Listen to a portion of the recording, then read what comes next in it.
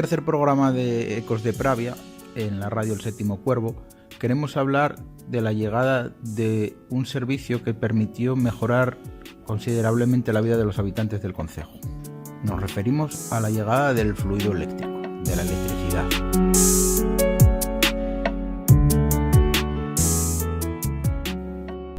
Hoy usamos la electricidad para prácticamente todo. La tenemos en nuestras casas, iluminando las calles, móviles, aparatos reproductores de música, ordenadores, etcétera. Un sinfín de utensilios utilizan la electricidad y es algo consustancial a la vida moderna. Pero no hace tanto tiempo que llegó a nuestras vidas, poco más de 100 años.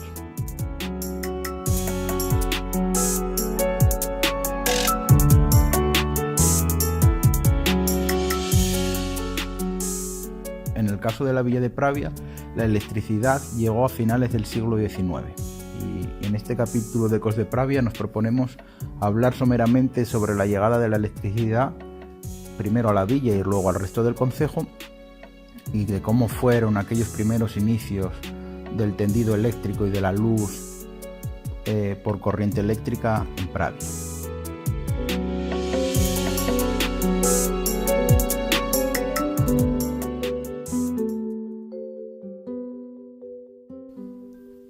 A finales del siglo XIX, en 1898, el consistorio de Pravia se reunió para decidir sacar a concurso la iluminación eléctrica de la villa de Pravia y la llegada del suministro eléctrico a las casas de Pravia. Hasta esos momentos, desde el último cuarto del siglo XIX, la villa estaba iluminada por lámparas de petróleo. Fue entonces, a finales del siglo XIX, principios del XX, cuando el tendido eléctrico, el fluido eléctrico, llegó a muchas villas de la región asturiana: Salas, Grado, Cudillero, etc. En estos años fue cuando todas empezaron a iluminarse. Pravia no fue menos. El concurso público que sacó el ayuntamiento en el verano de 1898 estipulaba que la compañía que se encargara de iluminar la villa debía de instalar 65 lámparas que debían ser de 2 brazos, con una esfera de cristal en la cual se incluían las luces, y 2 arcos voltaicos que serían instalados en los lugares de la villa que determinara el ayuntamiento. Además, debían iluminarse las dependencias municipales.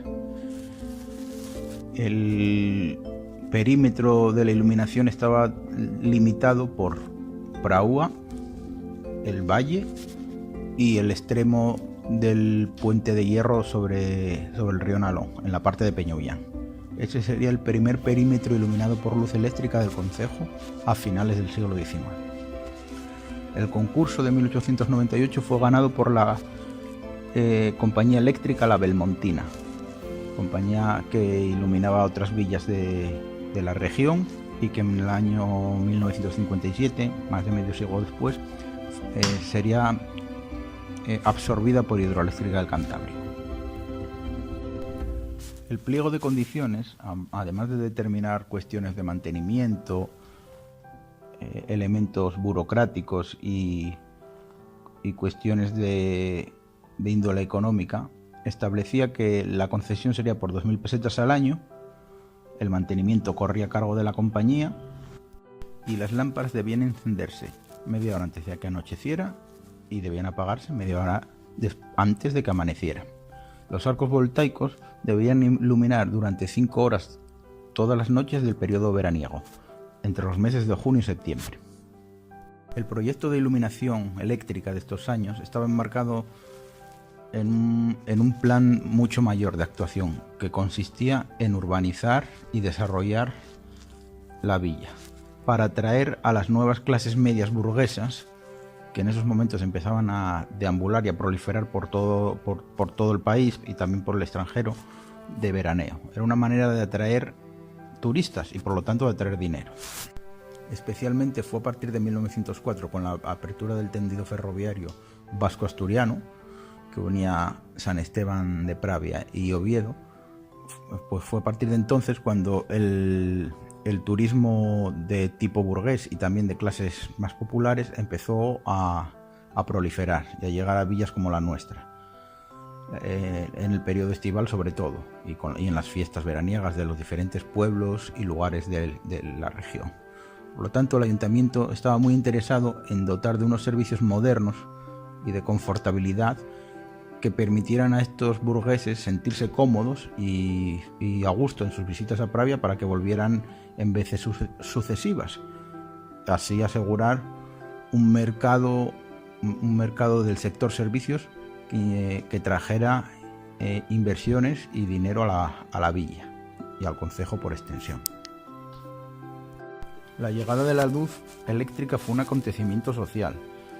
Cuando lo publicamos en Ecos de Pravia, algunos usuarios nos comentaban, por ejemplo, José Luis García González nos comentaba que su abuela en aquella le decía que la luz llegó a Pravia cuando él tenía 11 años y que fue un acontecimiento que todos los niños y todas las gentes de mayor y de menor edad iban a los puntos en los cuales se encontraban las luces para verlas cómo se encendían al atardecer. Era algo muy novedoso.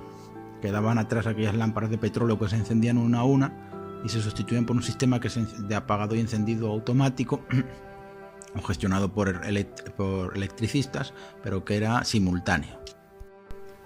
De un plumazo, de un momento para otro, Pravia dejaba la luz del petróleo, dejaba el mundo antiguo y entraba en la modernidad, en la luz eléctrica. De una manera humilde, eso sí, 65 lámparas y solo en la villa de Pravia en estos primeros momentos de finales del siglo XIX. El contrato con la Belmontina fue de 30 años y los problemas de suministro fueron constantes durante esos 30 años. En la prensa local y en la prensa regional aparecen continuas menciones a los problemas de suministro, a los apagados, a la baja potencia de las lámparas, etc. Por ejemplo, podemos citar en tono de humor una referencia a los problemas de la Belmontina, de la iluminación, que aparece en El Sol de Pravia, en la publicación decenal de mediados de los años 20, en el que dice así: la Belmontina se siente filarmónica en estos días. El tango a media luz figura con predilección en su repertorio, aunque algunos nos quedamos a dos velas. En tono de humor, los periodistas locales, que eran habitantes de Pravia, se referían al problema de la luz. Era tan cotidiano que ya se lo tomaban con sentido del humor, ya se lo tomaban a broma. Más allá de las cuestiones de los problemas con la iluminación, de los apagones, de la baja potencia, etcétera, sí que hubo algún pequeño suceso. En realidad fue un suceso de gran trascendencia, por lo menos para la persona que se vio afectada por el mismo, que perdió la vida. Nos referimos al fallecimiento del todopoderoso secretario municipal, el funcionario de mayor rango del ayuntamiento en aquellos años y la persona que de facto regía el funcionamiento del concejo, porque los alcaldes y los concejales iban y venían, pero los funcionarios se mantenían. Pues el secretario municipal en el año 1902, a los 3 años de llegar el tendido eléctrico, falleció a causa de una descarga eléctrica de un cable suelto. El secretario en cuestión era Juan Morán, joven abogado que también había sido fiscal, de 30 años y que recientemente había sacado la plaza de secretario municipal. Era de Peñovián.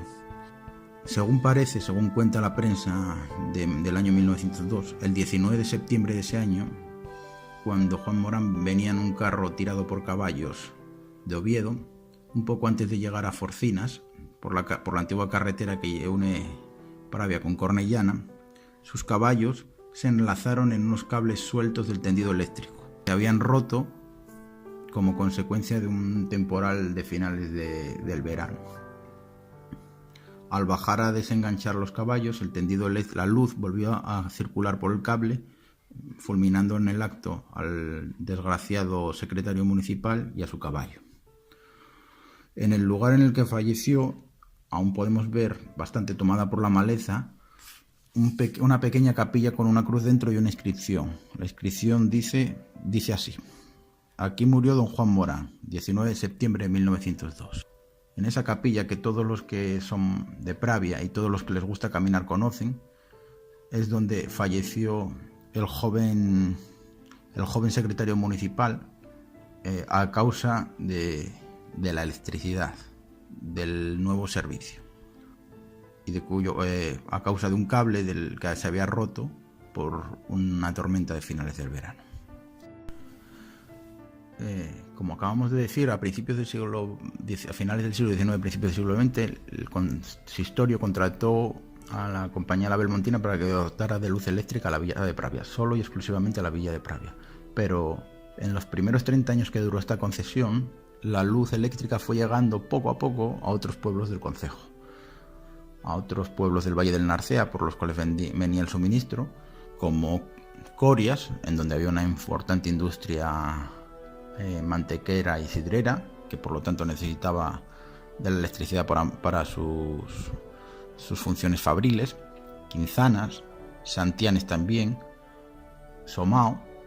Todos estos pueblos tuvieron electricidad antes de que acabara el contrato de 30 años de la Belmontina. En el caso de Somao, por la mediación y el interés de los ricos indianos retornados que construyeron allí sus casas. No sabemos el año exacto en el que llegó a estos pueblos, pero sí sabemos que en torno a 1920 todos ellos estaban dotados de un servicio eléctrico mejor o peor y de poca fuerza, pero seguro de poca fuerza. En el año 29, cuando venció el contrato con la Belmontina, el ayuntamiento volvió a sacar a subasta la concesión de un tendido eléctrico y aspiró a iluminar todo el concejo. En el nuevo concurso se establecía que debían instalarse 171 lámparas en todo el concejo, y además de los arcos voltaicos en la villa, y la potencia de las mismas debía ser mayor que la hasta entonces existente. En el concurso se presentaron una serie de empresas: Hidroeléctrica del Turbia, Hidroeléctrica de Narcea y la Belmontina, que volvió a ganar por 10 años más. Los trabajos de iluminación del concejo fueron poco a poco. Sabemos que, por ejemplo, en 1933 ya existían 50 lámparas instaladas en pueblos distintos de la villa. Prácticamente, por los documentos que se conservan, todos los pueblos del concejo empezaron a ser iluminados de manera muy humilde, con una lámpara, otra lámpara, una lámpara allá, otra acá, muy poca potencia, en función de los habitantes de cada barrio, muchas zonas oscuras. Pero bueno, poco a poco fue llegando la luz a las calles y carreteras y caminos de los pueblos, y también a sus casas. Marginado de este nuevo suministro quedó una parroquia muy importante de Pravia, cuya entidad local menor, nacida en mediados de los años 20, era muy combativa. Nos referimos a la parroquia de Arango. Arango siempre fue un valle, y su entidad local menor y su parroquia, muy bien organizados y muy combativos en la defensa de sus intereses, muchas veces contra la propia cabeza concejil, contra el propio ayuntamiento. Y en estos años el valle estaba sin iluminar por luz eléctrica. La iniciativa para iluminarlo corrió a cargo de el que fuera uno de sus presidentes de entidad local menor, lo que hoy sería un alcalde de barrio, Víctor G. Pumariaga, un rico propietario químico de formación universitaria que tenía su chalet en Arango. Este hombre construyó la denominada fábrica electroharinera. Era una factoría eléctrica que suministraba y dotaba de luz al valle, y que además suministraba de luz a dos molinos eléctricos que permitían moler harina y otros productos panificables. No serían pocas las críticas que le llovieron al ayuntamiento a cargo de los representantes de la entidad local menor de Arango por la cuestión de la marginación en la iluminación. Sería interesante investigar a qué se debió esto, quién fue el causante y por qué. Porque un valle tan importante, una vía de comunicación de Pravia con Salas y con otras parroquias del concejo, quedó de la mano de la iniciativa privada o de la iniciativa parroquial o de la entidad local menor. No lo sabemos. En cualquier caso, y para concluir este capítulo un poco más corto, pues el tema de la electricidad no da para mucho tiempo, queremos resaltar las ideas principales de la llegada de la electricidad a Pravia. Podemos decir, a modo de resumen, que a finales del siglo XIX el ayuntamiento decidió iluminar a la villa como elemento de modernidad y desarrollo urbano del concejo, una manera de atraer a clientes que eran los turistas. Esta concesión fue a la compañía La Belmontina por 30 años. El servicio era bastante deficiente y la potencia era pequeña. Aún así supuso un gran acontecimiento para la villa y al principio fue un fenómeno social, porque era la iluminación eléctrica era algo muy novedoso en aquella época. Durante estos primeros 30 años de concesión de La Belmontina, la electricidad fue llegando poco a poco a otros núcleos del concejo, y fue precisamente cuando se renovó el contrato en el año 1929 cuando de manera institucional, desde la cabeza de la corporación, desde el consistorio, se decidió expandir el servicio eléctrico público y privado, es decir, la iluminación de las casas también, al resto de los núcleos del concejo, quedando aparte el Valle de Arango, que fue iluminado por iniciativa privada de uno de sus próceres locales, uno de sus vecinos más importantes.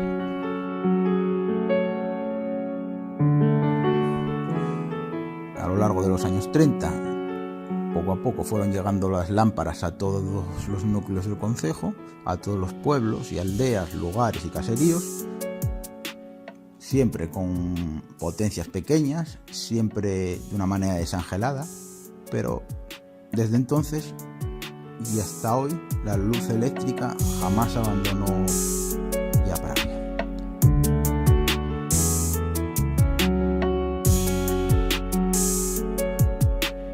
Espero que les haya gustado, que os haya gustado este pequeño capítulo de Ecos de Pravia sobre la historia de la llegada de la luz al concejo, y nos vemos en el siguiente capítulo de Ecos de Pravia en la radio El Séptimo Pueblo.